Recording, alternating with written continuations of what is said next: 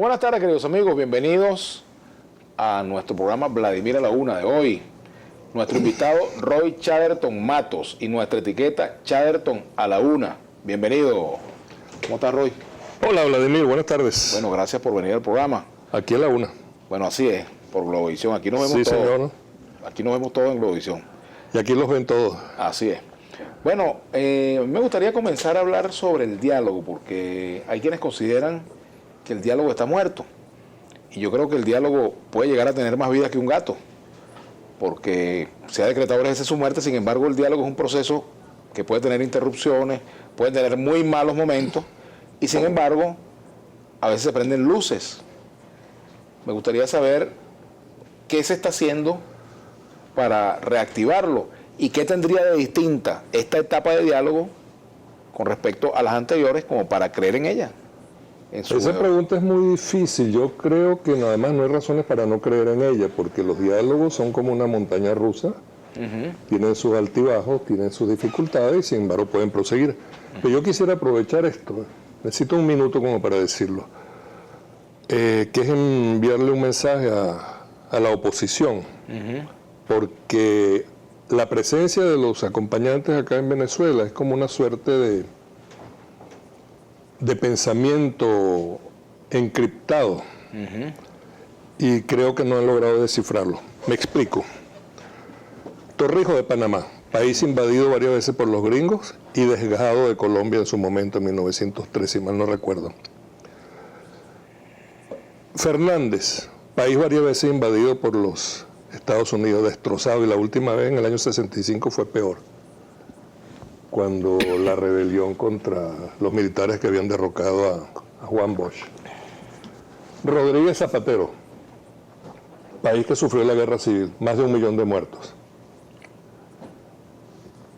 Ernesto Samper, expresidente de Colombia, un país que tiene mucho más tiempo de sufrimiento y de violencia que los 50 y pico años atribuidos a la FARC. Va mucho más atrás, inclusive nos podemos remontar a la famosa noche septembrina, cuando se atentó contra el Libertador. 200 años de violencia. Y el representante del Papa.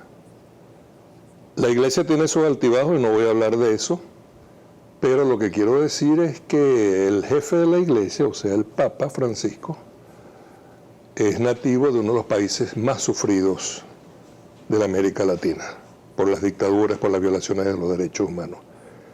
Y la presencia de ellos en Venezuela, tan solidarios con este diálogo, contiene el mensaje de que no quieren que pase en Venezuela lo que pasó en sus respectivos países.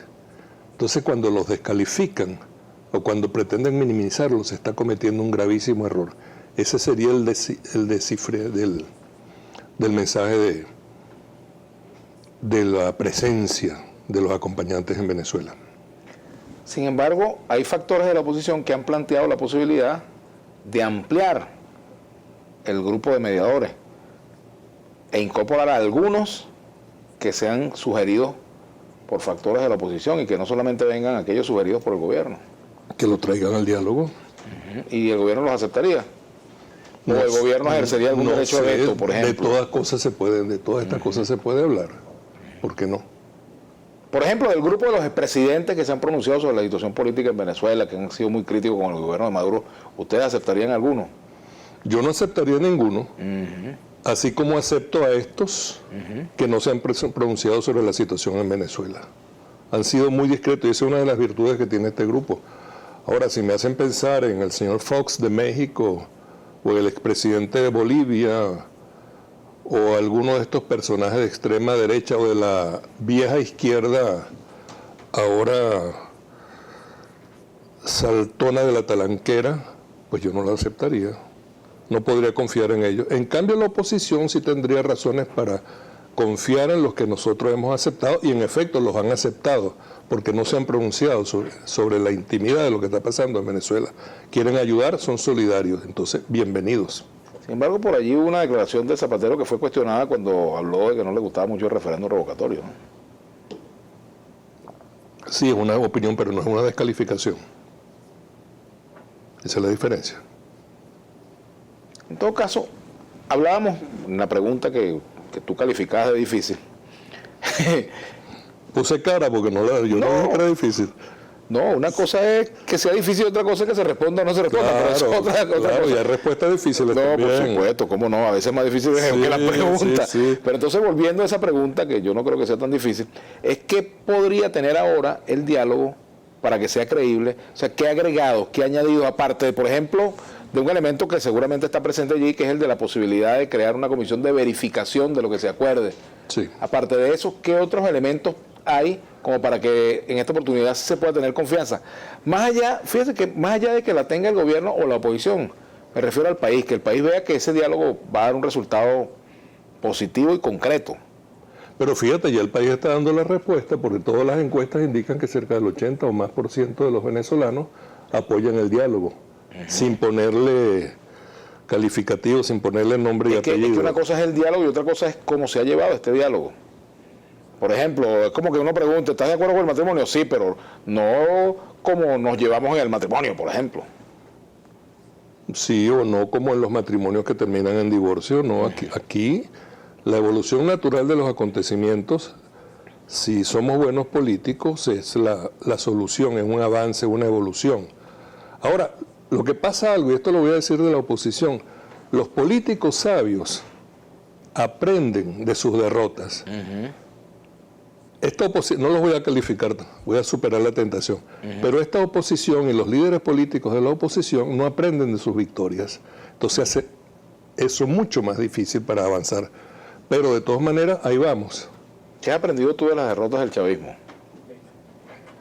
Que han sido pocas, sacamos la cuenta de todas las elecciones. No, sí ha habido varias, no, pero por ejemplo ha habido derrotas importantes. Bueno, la del 6 de diciembre. No, pero aparte de esa, ha habido anteriores y la oposición, por eso digo que no aprenden de sus victorias. La oposición ha ganado desde hace mucho tiempo en algunas de las principales ciudades del país. Ese es un mensaje para nosotros los chavistas.